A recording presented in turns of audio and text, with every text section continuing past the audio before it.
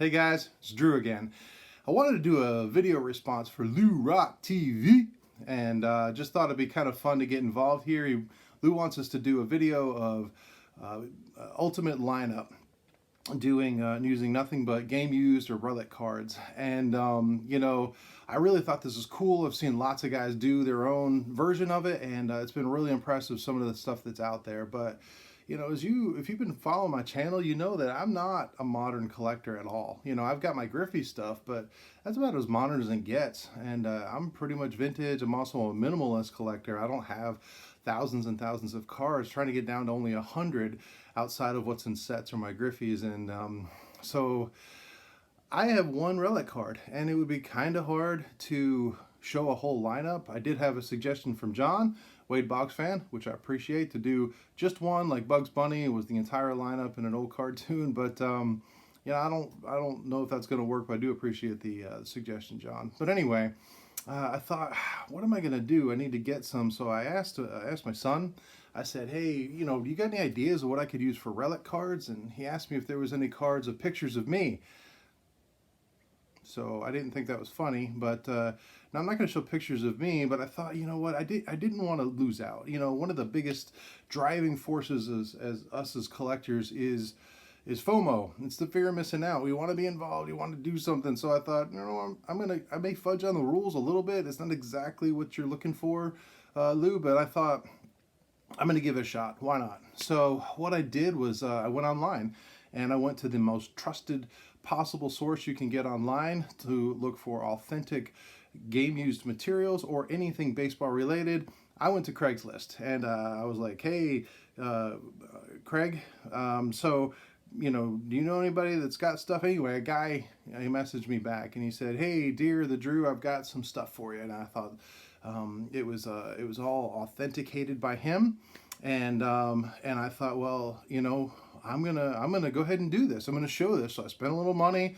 Hope that's all right with my wife. And but anyway, I wanted to put out this video using the stuff that I found online from a guy that wouldn't tell me his name, and I didn't know him, but he said it was all real. And I figured, if there's anything in the hobby that we need to come together, is trust. We need to trust each other and trust that people are not going to lie or try to take advantage of others, especially when it comes to things like this. So just because there's a guy that I don't know, I've never met, I didn't know his name, he told me his opinion that things were real, and I figured that was good enough for graded card fans. So why couldn't that be good enough for me for what I'm doing? So hey, let's go see what we got.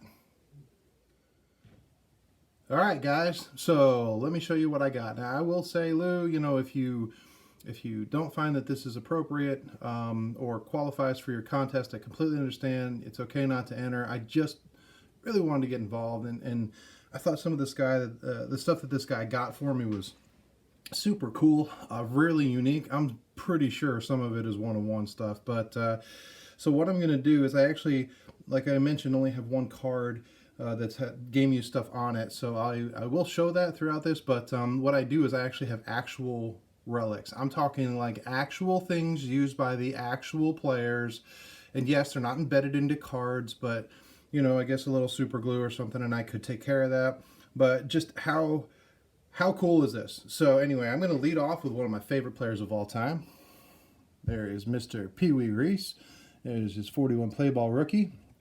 And as long as you guys know, Reese actually got his nickname from not being short as an adult, but rather as a child. And as a child in Kentucky, he was actually a city marbles champion. And one of the marbles that he would use was called a Pee-wee, and that's why he got the name Pee-wee. But yeah, you know what I got? I actually got the marble. Yeah, check that out. Pee Wee Reese's Pee Wee marble. So there's my first one. Batting second, and actually I'm going to go third because these guys were teammates.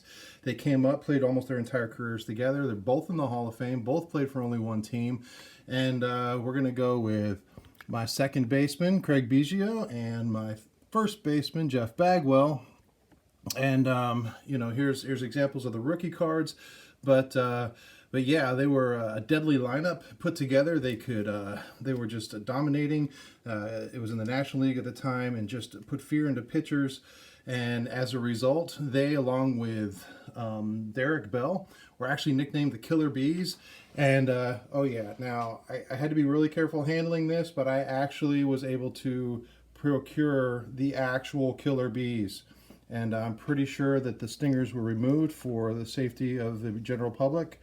But yeah, we've got some of the Killer Bees that were actually used, or are actually in the locker room, is what I was told. That was the motivation for these guys. So we got the Killer Bees. Finally, clean up, of course. I'll show the one that I have is my Griffey.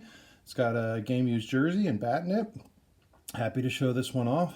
So not much more explaining on that, except there's Mr. Griffey. And coming in fifth, I'm going to put him at DH because just one of the best hitters, if not the best hitter of all time. I've seen other guys use him in their lineup. And we're going to go with Ted Williams.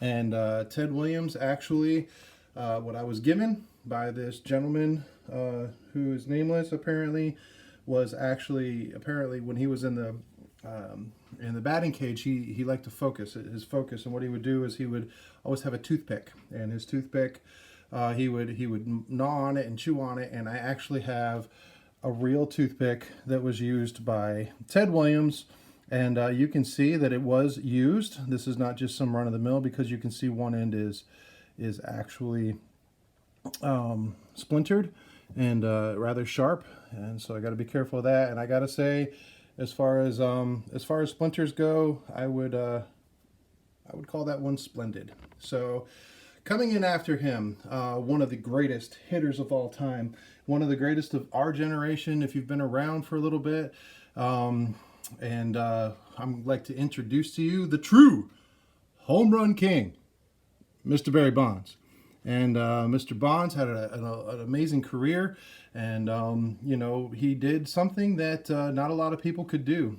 He actually revitalized the second half of his career through determination, through working out, through just an amazing thing to transfer his body. But you know, you just can't do that just with working out and eating well. So of course, Mr. Bonds also actually, you know, was a big fan of vitamins. So we've got some of Mr. Bond's vitamins there.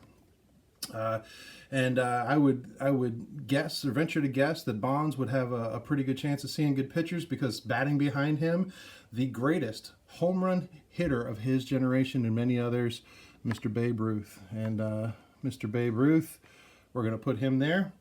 And so this next item is probably one of the most, not only unique, I can't imagine the actual value. I got a steal on this.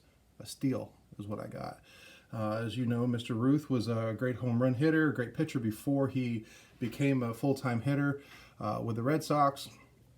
And what he ended up doing, he was also known for his ability to eat hot dogs. Apparently, I've heard up to 5 hot dogs before a game. The gentleman that I bought this from said that he was going through his grandfather's attic, and he found in his grandfather's attic some of his grandfather's mementos. His grandfather apparently was a hot dog vendor in New York City during the late 20s and early 30s when Babe Ruth was at his height. And he actually was able to let go one of these things, even though it was a prized possession. This is an actual mustard packet that Babe Ruth used. Now you may say, Drew, I mean, come on, that could just be a mustard packet that you pulled out of a convenience pack at a local store. I don't know why you would think that, especially when you see the back, which totally validates this. This one is actually autographed by Mr. Ruth himself. And with provenance like that, how can it go wrong? An actual autographed mustard packet of Mr. Babe Ruth. It was said he signed more than anyone else.